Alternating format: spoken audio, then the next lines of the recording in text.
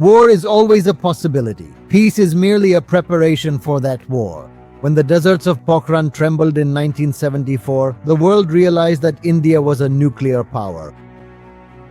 But for years, we relied on foreign aircraft as the means to deliver that power to the enemy's heart. But today, that situation is changing.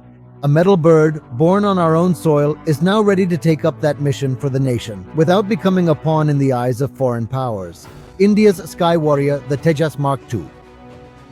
This is not just a fighter jet, it is an indigenous force that is set to become the most crucial link in India's nuclear triad in the coming era. Today, through this video, we are exploring that great truth. India's defense backbone is the nuclear triad.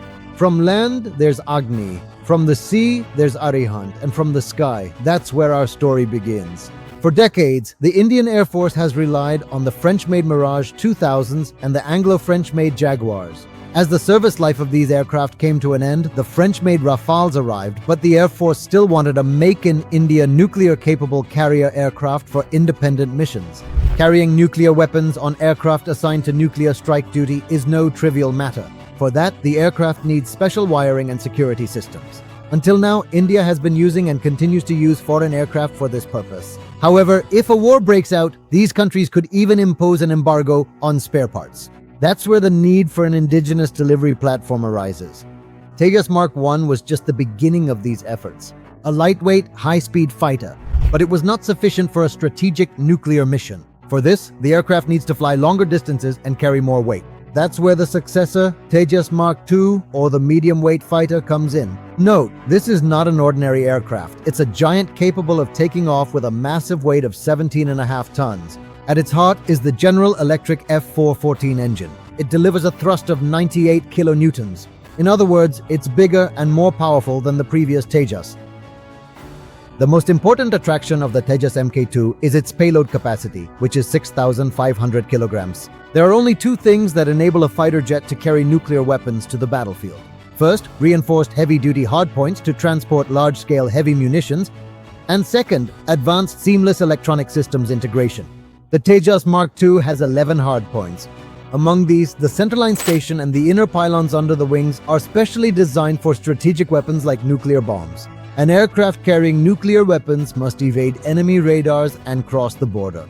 The indigenous atom radar and electronic warfare suite in the Tejas Mark II provide a shield for this purpose. Because of this, the aircraft can swiftly reach its target at supersonic speed, like a lightning bolt, without being detected by the enemy.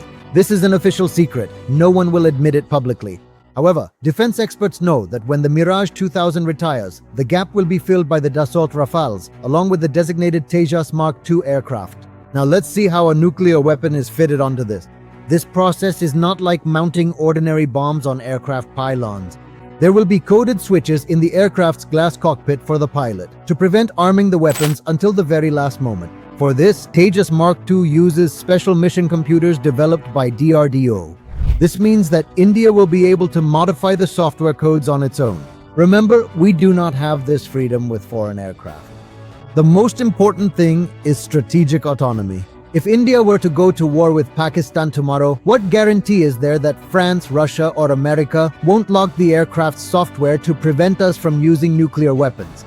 Tejas Mark II is a product made entirely on Indian soil. Its control is completely in our own hands. That's what makes it a reliable nuclear carrier. Imagine it's 3 in the morning and tensions are rising at the border.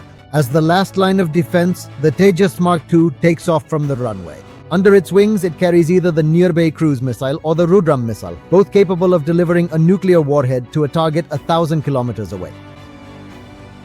Since it has the capability for mid-air refueling, it possesses an intercontinental range. That's why the Tejas Mark II can target even distant enemies.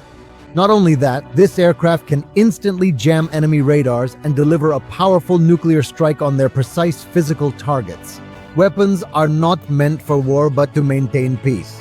The enemy must fear attacking us. That is true defense. The Mirage 2000 gave us strength, but the Tejas Mark II gives us pride.